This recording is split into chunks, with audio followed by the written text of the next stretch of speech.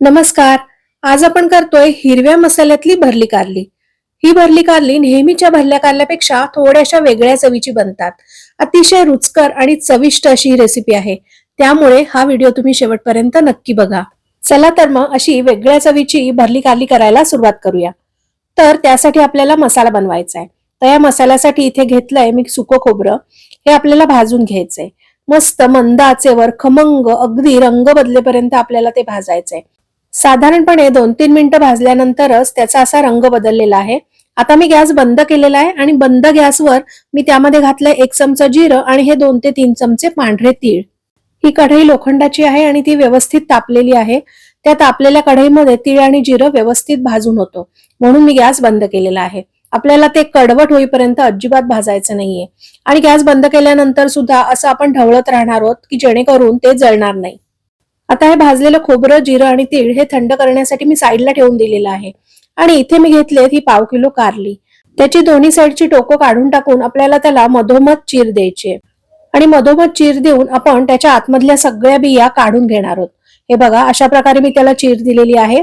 अगदी पूर्णपणे ते कापायचं नाहीये आणि अशा प्रकारे सुरीच्या साह्याने ते आतून पूर्ण आपल्याला पोकळ करून घ्यायचंय. ही भरली कारली करताना मी शक्यतो अशी छोट्या आकाराची कारलीच वापरते. पण तुम्ही जर मोठ्या आकाराची कारली घेतली तर ती मध्ये चिरून घ्या आणि त्याचे 2 तुकडे करून घ्या. म्हणजे ती भरायला पण सोपी जातात आणि खायला घेताना सुद्धा एक छोटा तुकडा आपण घेऊन खाऊ शकतो. अगदी मोठं कारलं आपण वापरलं तर ते अख्खं आपण पानात घेऊ शकत नाही. म्हणून शक्यतो एक तर छोटी कारली वापरायची, नाहीतर त्याचे 2 तुकडे करून घ्यायचे. आता आपल्याला ती पाण्यामध्ये उकळून घ्यायची. त्यासाठी एका वाडक्यामध्ये मी पाणी घेतलेलं आहे आणि त्यामध्ये घातलंय मीठ आणि हळद. मिठाच्या आणि हळदीच्या पाण्यामध्ये आपण ती शिजवून घेणार आहोत. आता एक एक करून सगळी कारली मी त्या पाण्यामध्ये घातलेली आहेत आणि हा वाडगा मी ठेवलाय गॅसवर. सगळी कारली व्यवस्थित बुडतील एवढं पाणी आपल्याला वापरायचंय. आता त्याला उकळी येईपर्यंत मी गॅस मोठा ठेवलेला आहे आणि मोठ्या गॅसवर एकदा त्याला चांगली उकळी आली की आपण मीडियम गॅसवर साधारण 7 ते 8 मिनिटं ही कारली शिजवून घेणार आहोत. आता ही कारली शिजतायत तोपर्यंत आपण त्यामध्ये भरण्यासाठी जो मसाला लागणार आहे तो तयार करायला घेऊया. त्यासाठी मी इथे मिक्सरचं भांडं घेतलेलं आहे आणि आपण खोबरं, तीळ आणि जिरं जे भाजून ठेवलं होतं ते या मिक्सरच्या भांड्यामध्ये मी आता घालणार आहे. आणि हे घेतलंय मी इथे ओलं खोबरं. सुकं खोबरं जरी वापरलेलं असलं तरी ओल्या खोबऱ्याचा सुद्धा मी यामध्ये वापर केलाय. या आहेत 3 ते 4 हिरव्या मिरच्या आणि 5-6 लसणीच्या पाकळ्या. त्यानंतर थोडासा लिंबाचा रस सुद्धा मी यामध्ये घालणार आहे, त्यांनी याला चव खूप चांगली येते. आणि ही आहे कोथिंबीर. भरपूर अशी हिरवीगार कोथिंबीर स्वच्छ धुवून मी त्यामध्ये घातलेली आहे. आपण बनवतोय हिरव्या मसाल्यातलं कारलं, त्यासाठी मी इथे कोथिंबीरीचा वापर भरपूर केलेला आहे. आता आपल्याला पाणी न घालता हे सगळं वाटून घ्यायचंय. पाण्याचा वापर मी अजिबात केलेला नाहीये. ओलं खोबरं आपण जे वापरलं होतं त्याच्या ओलाव्यामध्ये ते व्यवस्थित वाटून झालेलं आहे. आता हे तयार वाटण मी एका वाडग्यामध्ये काढून घेते आणि आता या वाटणामध्येच आपल्याला घालायचा आहे हा बारीक चिरलेला कांदा. कांदा अगदी बारीक चिरून मी घेतलेला आहे आणि नंतर घातलंय हे 2 ते 3 चमचे दाण्याचं कूट. चवीनुसार आपल्याला मीठही त्यामध्ये घालायचंय आणि हे सगळे जिन्नस आपल्याला व्यवस्थित एकदा मिक्स करून घ्यायचे. आपण यामध्ये जो कच्चा कांदा वापरलाय तो अगदी बारीक चिरून घ्यायचा, म्हणजे जेव्हा आपण भरलं कारलं खातो तेव्हा अगदी करकरीत आणि कचकचीत कांदा तोंडात येत नाही.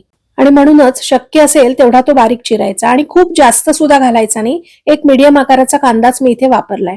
आता हे सगळं मिश्रण तयार झालेलं आहे आणि ही कारली सुद्धा व्यवस्थित शिजलेली आहेत. आता मी गॅस बंद करणार आहे आणि ही कारली पाण्यातून काढून घेणार आहे. कारण जर तशीच पाण्यात ठेवली तर ती जास्त जास्त शिजत राहतील आणि ते आपल्याला नकोय. म्हणूनच लगेचच मी ती पाण्यातनं काढून घेणार आहे. पाण्यातून काढताना त्याबरोबर आलेलं पाणी सुद्धा अशा प्रकारे आपल्याला निथळून काढून घ्यायचंय आणि ती थोडीशी गार करून घ्यायची. थोडीशी गार झाल्यानंतर आपण ती भरणार आहोत. आता ती थोडीशी गार झालेली आहेत आणि हा तयार मसाला मी त्यामध्ये भरणार आहे. अगदी त्याच्या कोपऱ्यापर्यंत व्यवस्थित दाबून आपण तो मसाला त्यामध्ये भरणार आहोत. हा मसाला बनवताना जी हिरवी मिरची मी वापरली आहे ती लवंगी हिरवी मिरची आहे. ती खूप जास्त तिखट असते, म्हणून मी 3-4च हिरव्या मिरच्या ह्यामध्ये वापरलेत. पण तुम्हाला अगदी झणझणीत आणि मस्त चटपटीत अशी कारली हवी असतील आणि तुम्हाला तिखट खायला आवडत असेल तर तुम्ही मिरच्यांचं प्रमाण थोडंसं वाढवू देखील शकता.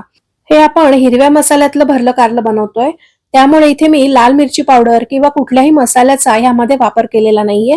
फक्त हिरवी मिरची आणि कोथिंबीरच वापरलीये. आता ही कारली सगळी भरून रेडी आहेत. आपल्याला ती आता शॅलो फ्राय करायची. त्यासाठी मी इथे पॅन गॅसवर ठेवलेला आहे आणि त्यामध्ये घालणारे 2 पळ्या तेल. कारली ऑलरेडी शिजलेली आहेत, आता ती आपल्याला शिजवून घ्यायची नाहीयेत, फक्त शॅलो फ्राय करायची आहेत. अशा प्रकारे एक एक करून हे भरलं कारलं आपण पॅन मध्ये तेलावर ठेवणार आहोत. तेलाचा वापर मी खूप जास्त सुद्धा केलेला नाहीये, अगदी 2 पळ्या तेलामध्येच ही कारली व्यवस्थित शॅलो फ्राय होणार आहेत. कारली जरी शिजलेली असली तरी त्यामध्ये आपण कच्चा कांदा वापरलाय, तो थोडासा वाफवला जावा म्हणून 2 मिनिटं मी त्यावर झाकण ठेवलंय. 2 मिनिटांनंतर झाकण काढून आपण दुसऱ्या बाजूनी सुद्धा ती चांगली तेलावर परतून घेणार आहोत. प्रत्येक कारलं असं उलटपालट करून आपल्याला ते व्यवस्थित भाजून घ्यायचंय. आणि जी मसाल्याची साईड आहे ती सुद्धा आपण व्यवस्थित खरपूस आणि खमंग अशी भाजून घेणार आहोत. त्याचा सुद्धा रंग बदलला पाहिजे अशा प्रकारे आपण ते भाजून घेणार आहोत. मसाल्याची बाजू सुद्धा तेलावर अशी खमंग भाजून घेतली की त्या मसाल्याला सुद्धा चव खूप चांगली लागते. दोन्ही बाजूनी खरपूस आणि खमंग भाजून झाल्यानंतर ही हिरव्या मसाल्यातली भरली कारली आता खाण्यासाठी तयार आहेत. हे बघा, तुम्ही बघू शकताय, अगदी मसाल्याची बाजू सुद्धा किती खमंग आणि छान भाजली गेलेली आहे. तर आहे ना ही मस्त आणि वेगळी रेसिपी. ही कारली तुम्ही पोळी आणि भाकरी बरोबर तर खाऊ शकताच, पण भाताबरोबर सुद्धा तोंडी लावणं म्हणून ती खूप छान लागतात. अशा प्रकारे हिरव्या वाटणातली जर भरली कारली तुम्ही कधी करून बघितली नसतील तर एकदा तरी नक्की करून बघा. आणि हो, हा व्हिडिओ जर आवडला असेल तर या व्हिडिओला लाईक आणि शेअर नक्की करा. आपण पुन्हा एकदा भेटूया अशाच एका मस्त रेसिपीसह. तोपर्यंत बाय.